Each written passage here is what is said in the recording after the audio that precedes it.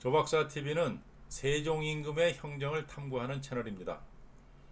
역대 임금들 중에서 나라를 가장 잘 다스린 군주로 칭송되는 세종의 통치 행적 중에서 범법자들을 다스린 자취를 추적합니다.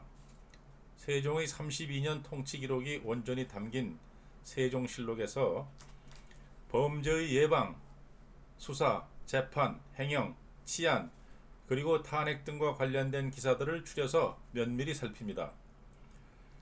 사법 절차에 넘겨지는 백성의 고통과 공포를 역지사지로 헤아리며 사법제도를 과감하게 바꾸고 고친 내역과 그 성과들을 따라갑니다.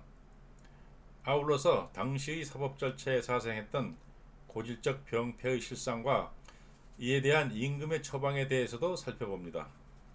당시 사회에 커다란 충격을 주었거나 혁신의 기폭제가 되었던 각종 사건과 사고들을 골라서 그 발생 경위, 사법 처리 과정, 그리고 사후적 제도 개선 등을 파악합니다.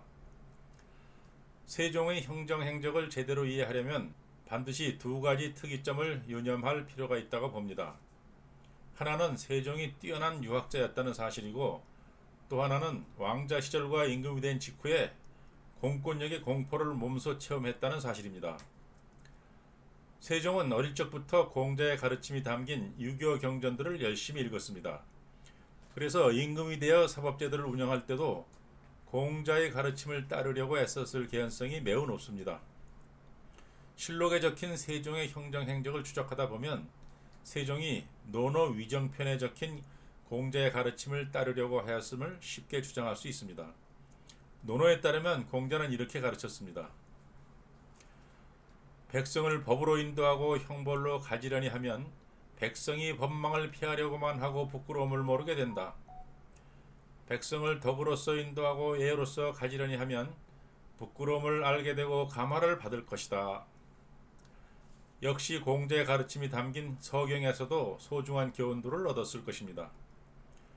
그 책에 적힌 대로 요임금과 순임금처럼 정치를 잘 펼쳐서 법을 어기는 백성이 없어서 형벌을 쓸 필요가 없는 그런 무형국가를 머릿속에 그리면서 사법제도를 운영했을 것으로 추측됩니다.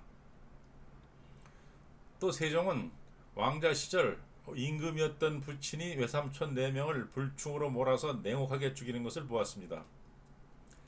사춘기라서 감수성이 극도로 예민하였을 14살 때 첫째와 둘째 외숙이 숙청되었지요.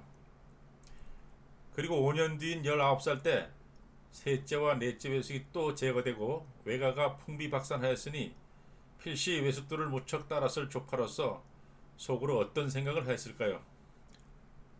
임금이 된 뒤에는 상왕이던 부친에 의해 왕비의 친정이 무참하게 몰락하는 것을 보았습니다. 부친이 장인을 반역으로 몰아서 장인 형제와 고위 관료 3명을 무참히 죽이는 것을 속수무책으로 지켜보는 것이죠.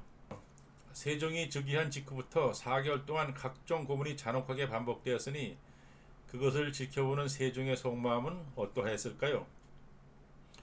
이상 소개한 세종의 유학 공부와 비극적 경험들이 세종으로 하여금 형벌을 삼가라 라는 말을 평생 입에 달고 살게 만들었을 것으로 짐작됩니다. 부친이 사법권을 앞세워 외가와 처가를 차례로 짓밟는 것을 보면서 공권력의 무자비, 잔혹성, 그리고 야만적 속성을 절감하였을 개연성이 매우 높기 때문에 세종의 형정 행적을 말할 때는 반드시 세종의 학문 성향과 살벌했던 가정사를 상기해야 한다고 생각합니다. 종합하자면 세종은 보위에 있었던 32년 동안 흉민신형을 입버릇처럼 외쳤습니다. 그러면서도 사법기관의 관리들이 형벌을 함부로 쓸까봐 자나깨나 노심초사했습니다. 그뿐만 아니라 죄를 짓고 옥에 갇힌 백성이 혹시 목숨을 잃는 일이 생길까봐 전전긍긍하며 사법행정을 펼쳤습니다.